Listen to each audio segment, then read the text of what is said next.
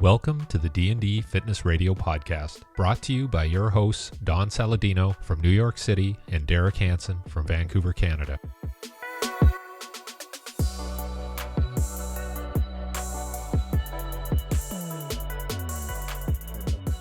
All right, so Ralph Esposito, buddy of mine through Dr. Gabrielle Line, who everyone knows is on here right now. And I just want to let our listeners know Derek's going to be joining us in a minute. He had a wardrobe malfunction as wait, what celebrity said that, Rob? I'm trying to think.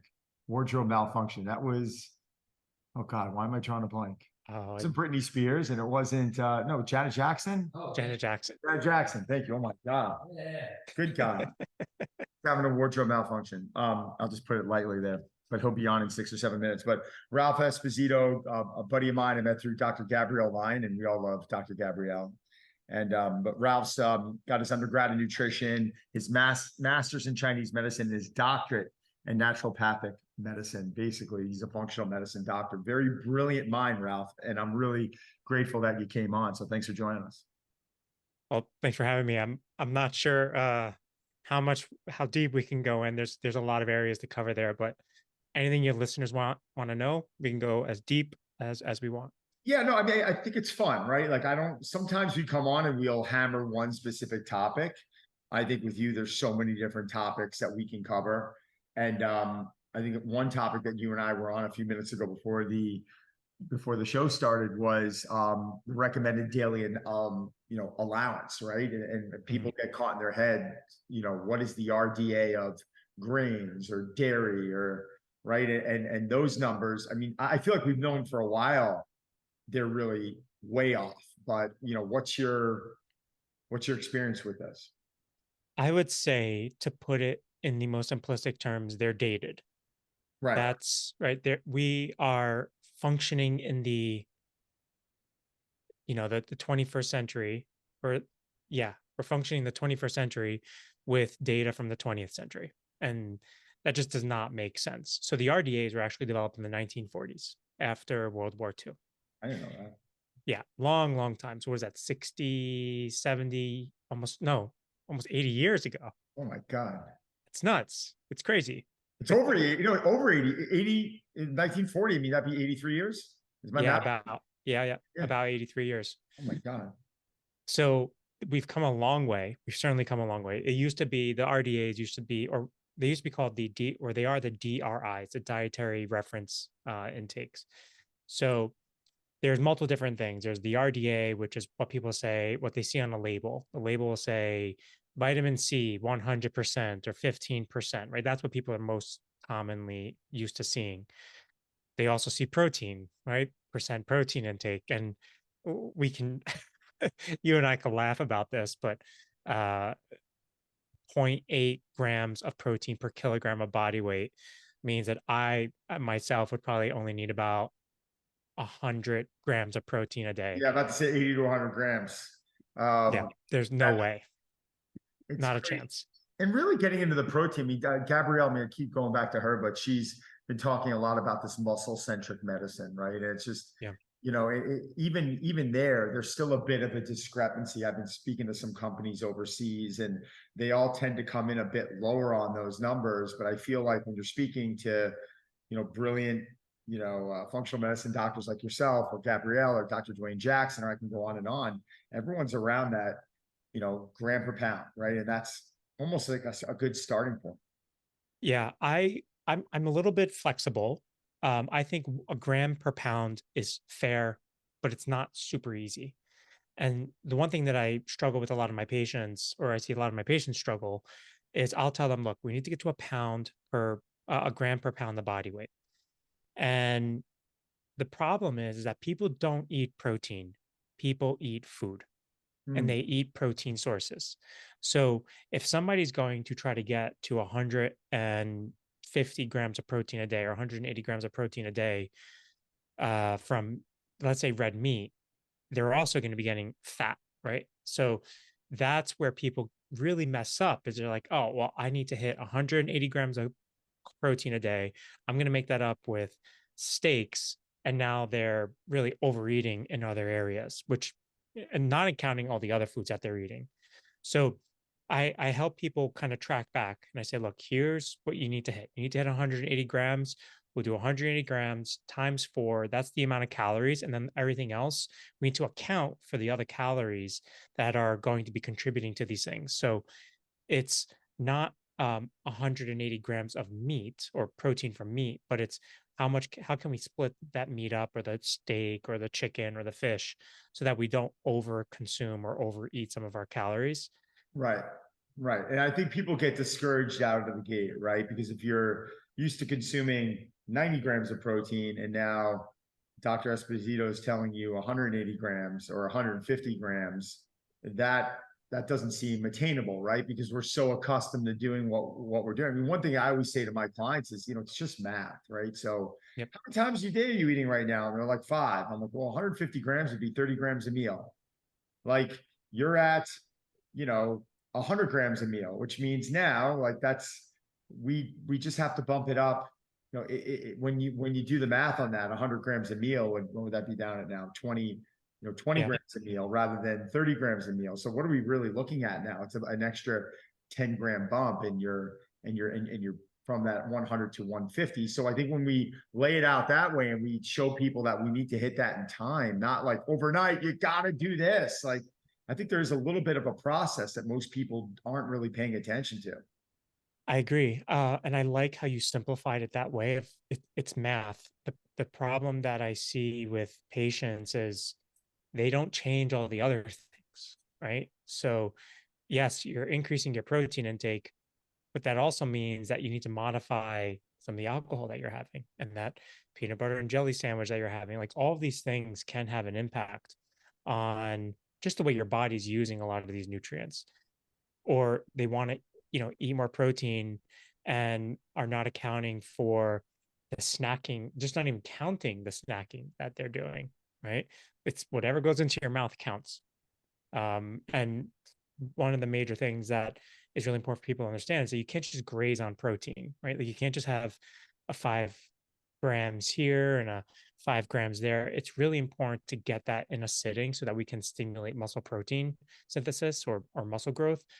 Otherwise, you're just a grazer, and that has a whole other set of issues that go along with it.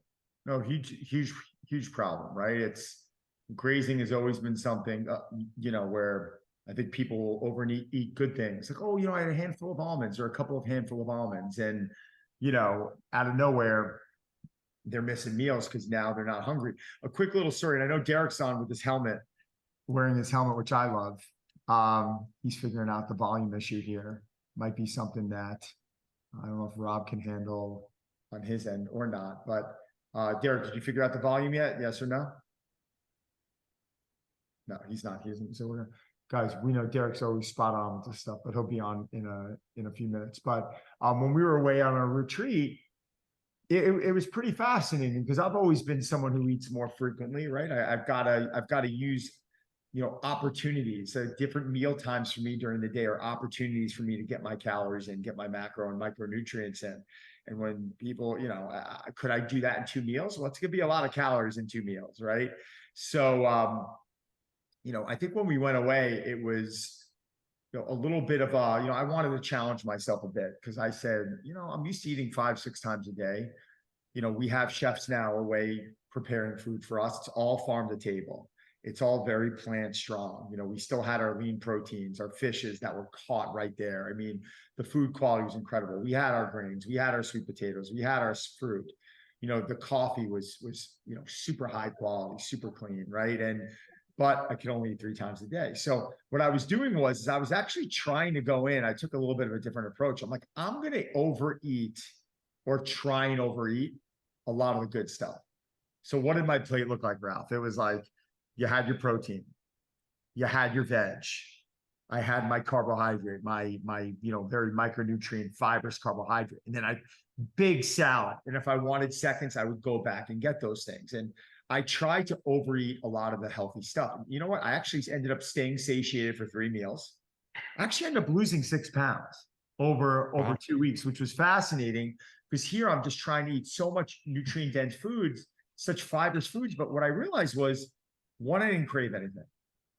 No cravings. With 3 meals a day, and my activity level was through the roof. walking 15 to 25,000 steps a day, training, teaching 2 classes, activities, zip lining, all this stuff, swimming. And there was no access to a pantry in the corner, right? Like you're not in front of the TV saying, oh man, you know what? Those cookies, those gluten-free cookies sound really good right now, or that organic ice cream sounds really good right now. And you turn around, you eat these foods. So, I found it fascinating how even trying to challenge myself to eat too much of the good stuff, I lost weight. I think that has a lot to do, and obviously because of where you were, we could talk about the quality of the food that we have here in the States. It's nutrient density. And it's how many nutrients are you getting per gram or pound of food. Hmm. And we know that the nutrient quality of the food in our current food supply over the past 50 years has significantly decreased. So the carrots and the apples and the sweet potatoes that you're eating today have about, depending on the nutrient, a 50% reduction in the basic vitamins and minerals compared to what your mom ate or your grandma ate. Pesticides, shipping. I mean, do these all contribute to it? Just, yeah, I think the biggest issue, although we're trying to identify what exactly it is the quality of our soil and our microbiome that we think, or the microbiome we think is just in our gut. We actually have an environmental microbiome too. And the soil, when it's depleted, what do bacteria, what does the microbiome do in our body is that they take food, they digest it, they metabolize it and create other nutrients, right? Makes vitamin K, makes vitamin B12, makes biotin, makes folic acid. They do the same thing in nature. They do the same thing in our soil. And if we're constantly using pesticides, herbicides, then we're killing a lot of these nutrients in the environment. Our plants are not getting that either. So the foods that we're eating are not as nutrient dense. And I think that has a significant impact on whether people feel satiated or not.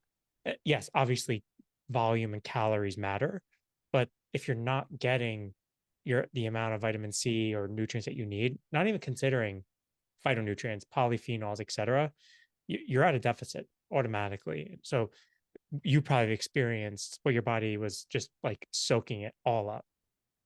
Everything. I mean, things, I'm going to kick it to Derek in a second, but everything just, granted, you're in a different environment. You're around everyone who's happy and they're encouraged, but you're working, you're under the gun. And it really is a reminder how I think in society today, we get very minimalistic in what we're consuming, right? The one thing I can tell you when I was away was I ate things that were way more colorful than maybe at times at home, like, because you got to face it, you get used to preparing broccoli, or you try and rotate things, but it's still green, it's still veg. But how long has it been sitting in the fridge for? How fresh is it? Are you really rotating those foods? I wish I was able to do a study on typically how many different types of foods what I normally eat in a week. And for me, it's a lot. It's more than most, because I'm partners in a meal delivery service company, and they're able to send me things that I'm not accustomed to cooking. So I'm a little spoiled there.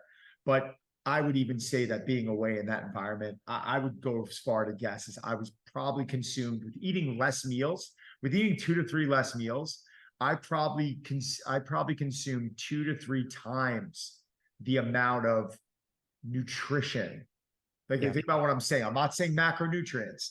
I'm saying nutrition, like, those Nutrients. micronutrients. Yes, Yep. vitamins, minerals, and the things that we need. Yeah. It's funny. I was just talking to a friend about this, and I mean, we live in the same circle or same bubble, right? And we are really, really focused on our nutrition. I think I eat really well. So, it's just my life. And if I don't eat well, it's like, Michael Phelps not swimming. It's like there's no world where I'm not eating well just because it's what I do. And I took a good 2 weeks and I was so precise with my chronometer. I was so precise. I literally, like, I weighed everything, and I don't typically do that because I know I can eyeball what 4 ounces is and Sure. what a tablespoon is. And I was weighing things, and I've never done this. And Right. I was using a lot of that data. And even my students, they use chronometer as well. Some of my students are dietitians, and I they love use it. it. It's incredible. I It's an love it. incredible tool. I love it. Um, and we were talking about how accurate the data is. And I still was under eating a few nutrients. Like, I wasn't getting enough vitamin C. I think my magnesium was definitely low. My calcium was definitely low because I don't eat dairy for personal reasons. I Sure. just can't tolerate it. And I'm thinking to myself, well, that's assuming that these foods that I ate are actually Of high quality. containing the nutrient. Yeah, Yeah. they contain those nutrients. And imagine what you were doing. You're probably getting, 2x, 3x of what we would probably get here from a Stop and Shop. It's amazing. Derek. Okay, welcome, Derek. Hey guys, sorry about that. But I just trying to catch up here, and I think it was interesting what you guys are talking about because I'm turning 54 next month, and I'm still fighting the dad bod thing, the abdominal fat thing. Like I'm not fat or anything like that, especially compared to people my age, but I do find that I can't out exercise my diet. So obviously I have to because my joints, I'll feel it, I'm just sore, okay. So I can't do the longer runs. I can't lift as much or as frequently. But I'm having to really look at my diet and go, okay, am I eating too much? And I probably was, especially during COVID, but I'm having to recalibrate everything and figure out, okay, what should be normal for me given my output. And it's been tough. I found it really tough. Like I haven't been able to I don't need to lose weight. I'm probably about 195 pounds, but maybe I'd like to be 185 pounds. What do you think for somebody my age who's active? What do I need to do on the nutrition side? That's a very nuanced question because, there's a lot of factors that go into understanding what one's needs are. So when I look at my patients, I think, okay, are we in a healthy state? And what is the end goal? Like, sure, if the end goal is 185 pounds, like you want to see Don, and he's going to get you to that body composition that you want to be. Yep. My question is yes, and what else do we need to also consider? So I want to make sure that your body composition is ideal. Now, if you want to reduce your body fat, that's a different goal. I look at it from more of a perspective of what does your body composition need to be for longevity, for health span. So I look at things like, I hate to say this, but body fat matters, but it doesn't matter as much as visceral fat.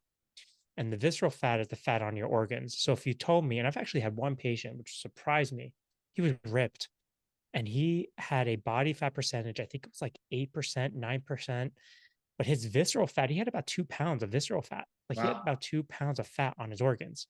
And I'm thinking to myself, what the heck is going on? And it was chronic stress and it was yo-yo dieting. So he was always yo-yo dieting, and that is a metabolic sabotage to people. So when I look at people who want to hit that goal, I first try to identify, okay, are we hitting number one, protein content? And then what is your muscle mass? And do we try to mitigate some of this long, or how do we play the long game and increasing your muscle mass so that you can maintain that weight? Because I don't want to put you in a caloric deficit.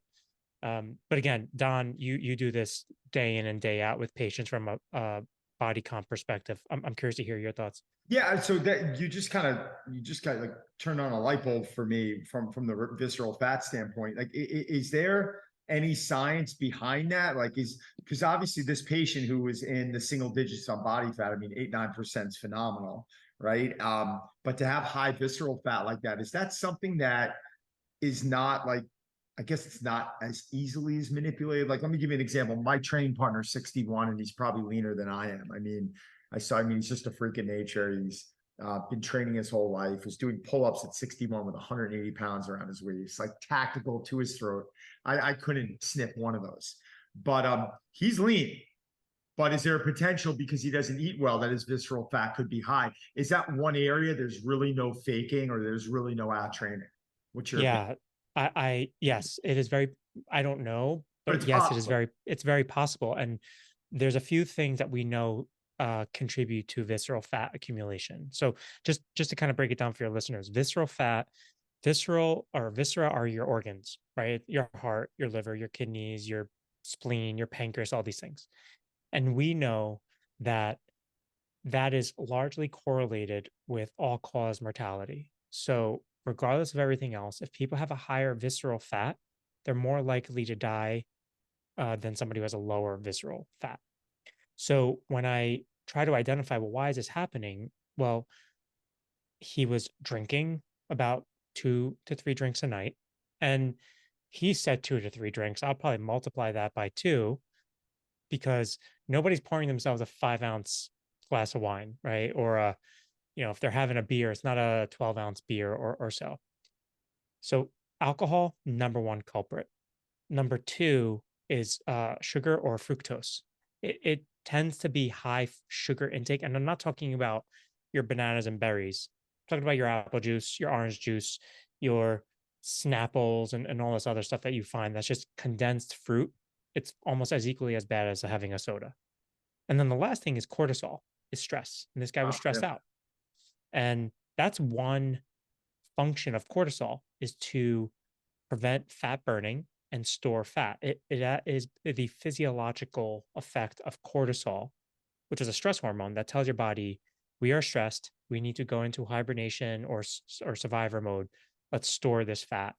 So when Derek, you mentioned that you're having issues with the body comp, I think, okay, yes, your diet could be perfect. Are there other factors that we aren't paying attention to? But the alcohol, the fruit, and the cortisol, those are my big three when I try to figure it out. Now, I've measured visceral fat in the past through DEXA scans, Yep. or some of these systems that measure bioelectrical impedance, like in bodies and stuff like that, have given numbers. And to be honest, like I didn't find it that far off from my DEXA. But is there a more accurate way that you would go about measuring visceral? DEXA is pretty much the gold standard right now. Yeah. There are some MRIs that have the technology to measure visceral fat. They're very rare because they're not used for that. They can identify if there's fatty liver, but they're not really great at giving you a percentage. So DEXAs are the gold standard, and also aligns with what they're using in research. So if you're going to compare it to a huge research study, they're using DEXA. So why not compare apples to apples? All right, so Dr. Esposito, so is there any correlation between, or any ratio, let's say this, is there a ratio between visceral fat to one's typical body fat that we want to try and aspire to aim towards? Like, is there a specific ratio, percentage? Are there any ways of measuring? It depends on age, gender, and the amount of visceral fat. So it's always adjusted for age and gender. You're going to have women who have more body fat. They tend to store fat easier than men. And there is no ratio to visceral fat to body fat. There is the fat mass index, which is kind of like BMI. And I don't like BMI very much. I mean, I bet if you did your BMI, I'd probably say that you were overweight. I'm 35 pounds overweight. I could tell you. Yeah. I haven't done mine. I gave up. I'm probably in like a 31 BMI. Yeah. Which would put me in the overweight, borderline obese area. Yeah. So there's the fat mass index, which is how much body fat do you have per height squared. So BMI is kilograms per meter squared. Fat mass index is fat mass, so kilograms of fat on the entire body divided by your height. So that's a really important metric we have charts, and I can share that with you and your listeners of a study that can be used to compare that. And I do the same thing for muscle mass. What is your fat mass index or fat-free mass index, or really lean mass index? And then what is your ALMI, the lean mass on your arms and legs? Because that's actually a diagnosis for sarcopenia. Now, it's not really great for saying whether you're, high muscle mass or low muscle mass. The big concern is when you're really low and you really have to get on ahead of that. So those are the ratios that I would use. They're really more metrics of figuring out where you're trending. And then you compare to data that compares you to another person, your age and your height, your weight, and your gender. Derek? Wow, this is fascinating. One question I had is I have some friends about my age who are athletes like me, did the same training, but some of them, higher, or you could classify as obese now. And one of my friends was like, "Oh, all that training I did, I have to get a hip replacement now because of that." And I'm thinking to myself, I did the same training. Well, what impact does that body fat, visceral fat have on inflammation and creation of some of these joint problems? I'm curious because I didn't want to say it to him, but I'm like, hey, I know he drinks a lot, and but was that a contributor? 1000% yes. Visceral fat is metabolically active tissue. It could be considered an organ. So we don't consider, there's two things we don't consider to be part of the endocrine system. Muscle, and you could speak to Dr. Lyon, she'll tell you that muscle is the organ of longevity. And I agree with that 1000%. 100%.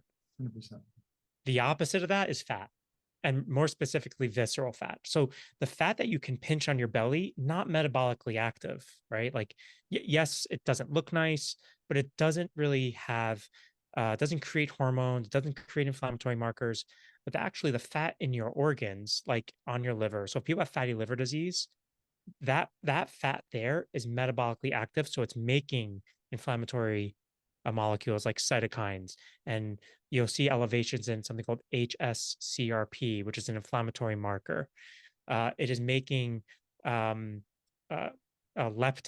right, and it's reducing the amount of adiponectin, which is a anti or a longevity promoting hormone. You look at things like GLP, right? We all know about Ozempic now as a GLP-1 receptor agonist. Well, the body makes that itself, and there's things that counteract those actions, and that is visceral fat. So visceral fat and inflammation kind of go hand in hand. And that's why it's such a big deal. And that's why it has such a negative impact on your health span and your lifespan. Huh.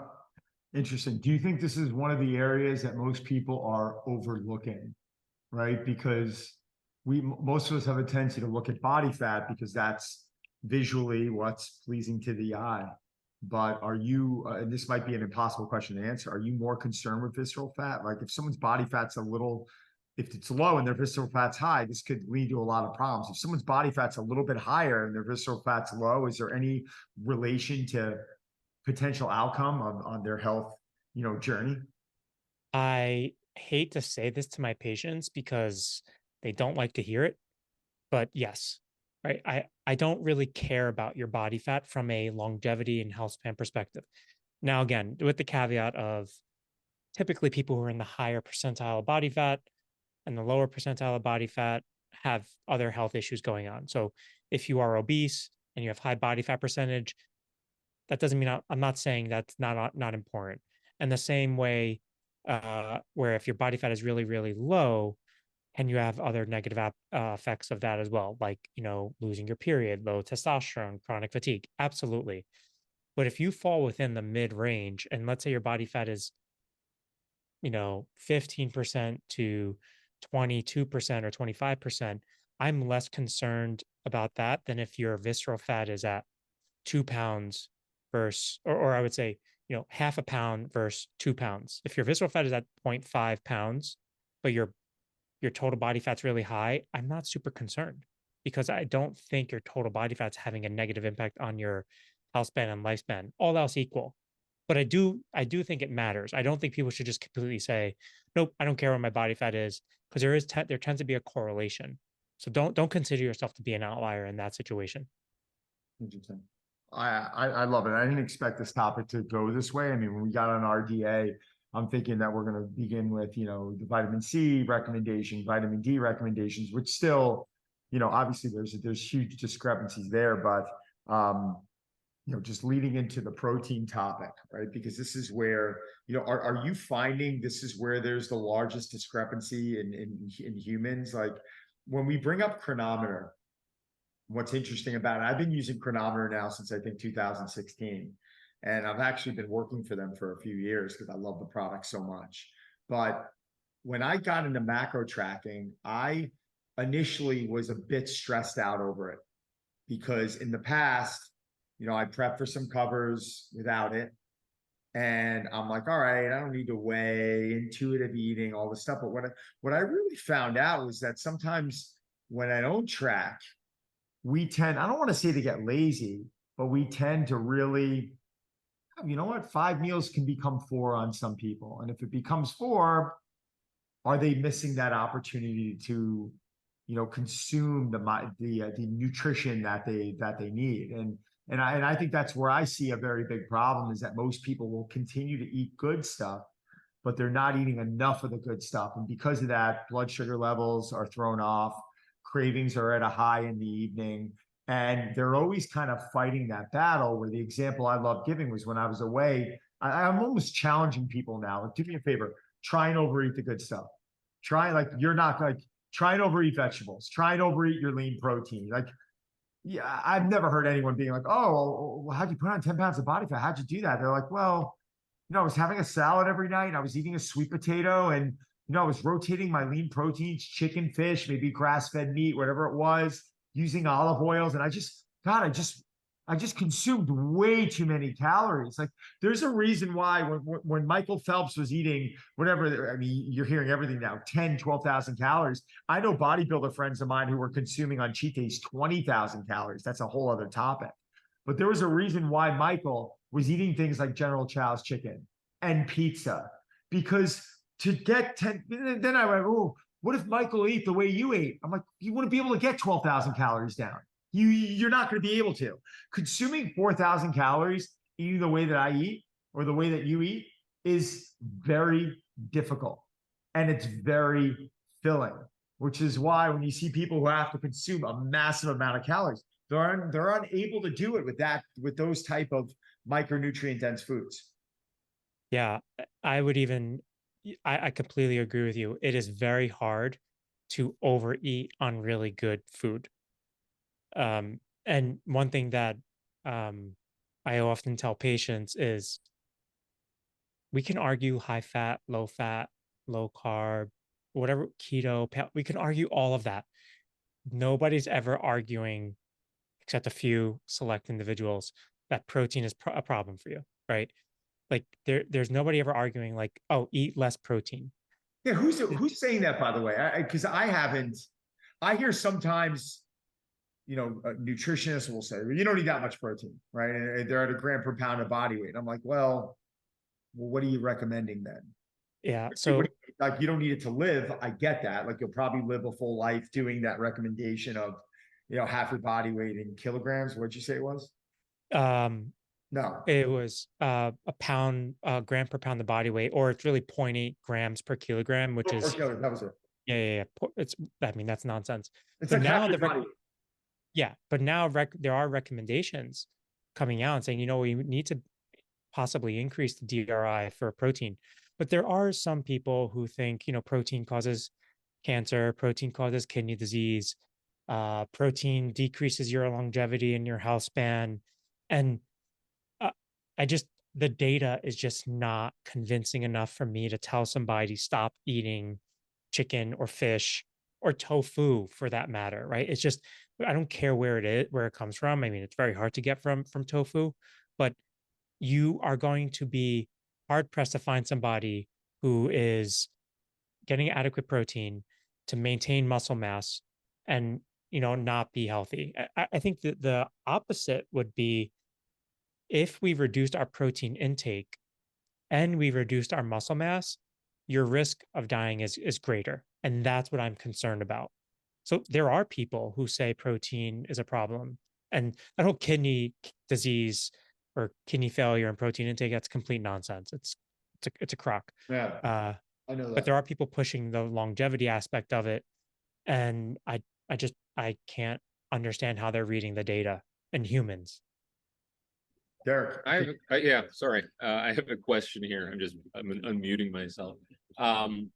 So, I'm seeing a lot of stuff now about just, inflation and how it's affecting things like, housing prices, and especially where I'm from. I think in Vancouver, I think it's $3,000 for a 1-bedroom apartment on average. But how is that affecting people's purchase of food and groceries and getting what they need? And is there going to be a bit of a crisis because people are cheaping out because they can't afford it? I mean, do you see that being a problem, and the impact on healthcare?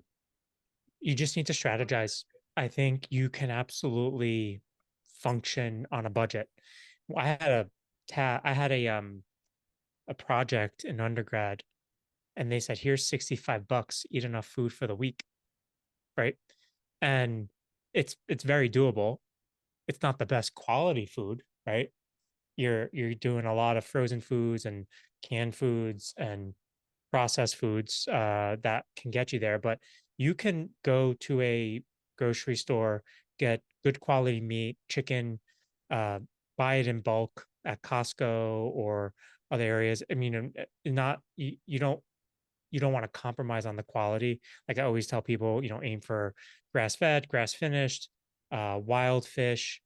It is a challenge, but I would ask you the other question is, well, what's the other alternative? Like, what else are you going to spend your money on that you are better investing in your health than your, $3, $4, $5 matcha green latte that is full of sugar and crap, pretty much. So it's priorities. It's hilarious. I had an interesting conversation with a friend the other day. We were talking about mattresses.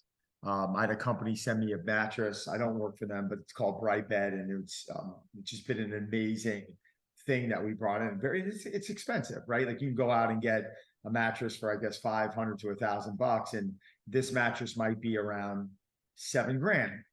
I think it's around that. I didn't pay for it. They were very nice to offer me one, but we tried it, and I spent over a year so far, looking at aura readings and just really just feeling better. I'm just sleeping better. I'm feeling better from it. So I brought it up to a buddy of mine, and I said, yeah, it's a $7,000. He's like, how much? $7,000? He's like, are you nuts? And I just stopped and I looked at him. I'm like, let me ask you a question. I'm like, what'd you spend on your car? And he looks at me and he goes, I spent $100,000. I said, how many hours a day do you drive? He goes, I drive an hour. I go, so you drive an hour, you spent $100,000, which is probably, do the math, 14, 15 times more than what I spent on the mattress. I'm spending a third of my life on a mattress that's going to give me better health, better mood. It's going to allow me to wake up feeling better, and it's going to allow me to be successful in all aspects of life. Who's nuts? And his jaw just hit the floor. He didn't know how to respond. And I think we are just, I don't understand. If you're spending a couple extra bucks on food quality, someone the other day turns to me and goes, well, I don't eat steak anymore. And I'm like, well, don't you enjoy it? He goes, yeah. I go, weren't you getting good sources of steak? He goes, yeah. I go, why not? He goes, well, cost. I'm like, well, what are you spending on? Like, you're having steak once a week. Like, and I don't get it. Like it was probably $13 a week. And I'm like, you can afford the $13 a week to get some variation, to get some additional iron, to get some creatine, to get different sources of protein. How about just enjoyment? The fact that you like it, it doesn't make sense. How do we start justifying? But you'll go out and spend money on a cocktail at a bar that's costing you $13. Where at the end of the day, when people bring up alcohol, that's a topic that we can spend. We don't have time, or we could bring it back on, and we could just have this, conversation on, well, can I have a drink? It's like, you could do whatever the hell you want. But alcohol, I don't care about the gluten. I don't care about the calories. It's poison, right? So By definition, it's by definition, alcohol is poison. Whether it's tequila and it's clear, vodka and it's clear, if it's dark, if it's beer, it is. If it's wine, enough with the antioxidant bullshit, right? Like, enough. Like, please, you want antioxidants? I'll give you another million ways how to do it. Stop justifying the bullshit. It's society, and it's unfortunate, and it makes me angry because it makes our jobs a lot more difficult, because now you're prying people. It's, you know what the word is? It's irresponsible.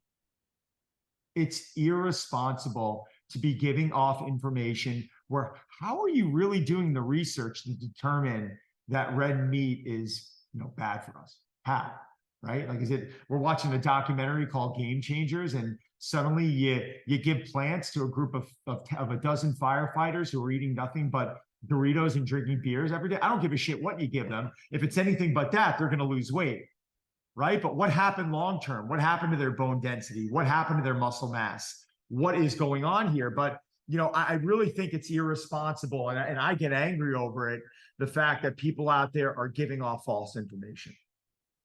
I cannot agree more. And I would say we can negotiate with our health, because something is going to give, right? You need to fix your car. You need to fix something in your house. You can get an original part that was made for the way that car or that house or that lawnmower was made, or you can get the secondhand or the knockoff, and it's going to get destroyed in a year or 2 years.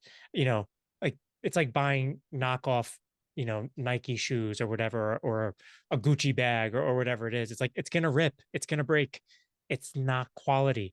And why are we negotiating with the one body that we have for our entire life? And look, my grandma in Italian would always basically say in Italian, do not negotiate with your health. But look how she ate. Look how she ate. And I'm just, I don't know I didn't know your grandmother, but I knew my grandmother. They ate high quality foods.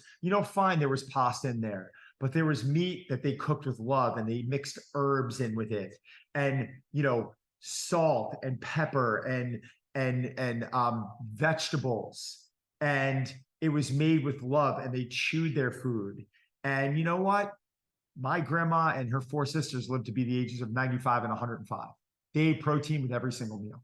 Okay, so where's the evidence here? Like, what, we're giving it to lab rats and we're doing it over a short period of time, and then suddenly this is bad? It's just, I find it irresponsible. Anytime a magazine, anytime an article is released and it's clickbait and we're putting out information like that, it's irresponsible, and it's inconclusive, in my opinion. It also just confuses dangerous. people. It's dangerous. It's dangerous. It confuses people. I don't, the second I have a patient or even a friend come up to me and said, "Hey, I saw this movie, What the Health? I saw this movie, Game Changers," and I can do that too. Like, why are you eating this stuff? I said, what did those people eat before they got there? Exactly. Right. What you have no idea what's going on. Garbage. It's garbage. And by definition, a documentary has to be biased. That is why it is a documentary. There is some type of incentive there, or intention, a message that needs to be said. And also, Derek, I'm going to kick it to you right now. Last thing, and I'm going to shut up. I promise. But and it's not to knock the people that were invited on, but if you started bringing on world-class athletes that did this for a long period of time, and you could quantify where they were and how they became successful when they made this change, and you were able to show blood work, and you were able to show maybe they were able to increase muscle mass, maybe performance around that time increased, and you're looking at Michael Jordan, and you're looking at Lance Armstrong, and you're looking at all the greats, fine, but not to knock them. They used a no-name strongman who wasn't top 10 or top 20 in the world, and everyone they went after wasn't like, it didn't make much sense. But the documentary obviously turned heads and became a success in its own right. Yeah, I got a question. If we talk about influencers, and there was that whole thing about the YouTube influencer putting out that energy drink with 8 times the caffeine of a cup of coffee. I think it's called Prime. What are your thoughts on caffeine, and what are acceptable amounts? What is excessive? Should we avoid it altogether? I'm curious.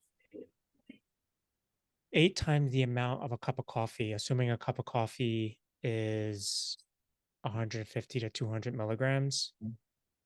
That's a significant amount of coffee, or sorry, significant amount of caffeine that is just unattainable in a daily diet, right? And I don't know anybody who's consuming that amount. Now, I will say that caffeine is one of the more well-researched ergogenic aids. It's one of the more well-researched exercise performance-enhancing nutrients, I guess you can call it that.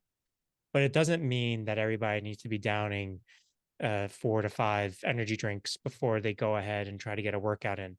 If you can't get a workout in, or you don't have the energy to function, the answer is not a deficiency in Red Bull.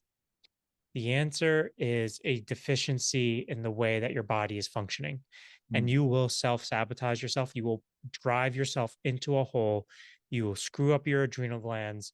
You'll be anxious. You'll mess up your sleep, and then you'll drive yourself into even bigger issues. And we know how important sleep is for body composition, or health in general.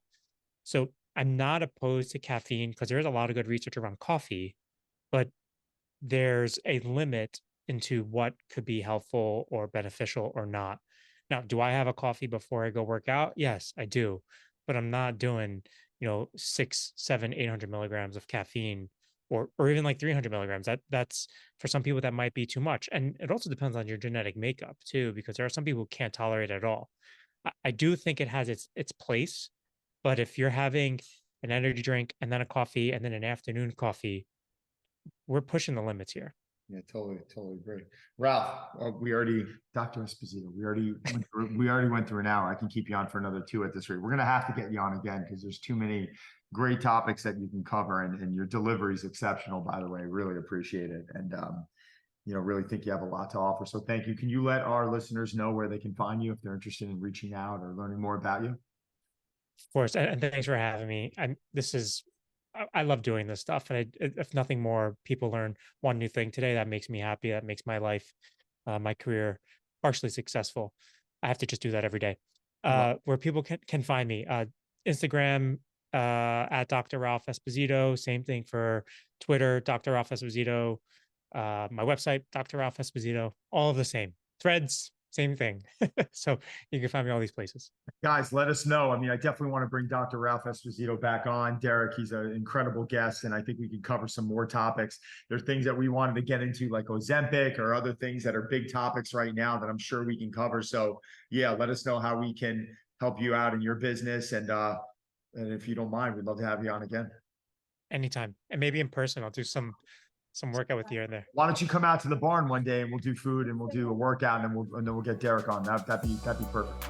100%. All right, brother. Thanks a lot.